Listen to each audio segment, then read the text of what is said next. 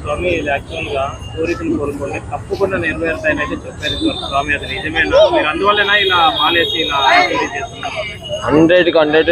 100కి 100 నిజమే. కాబట్టి నేను నా బిడ్డ కూడా, నా బిడ్డ నిరూపం.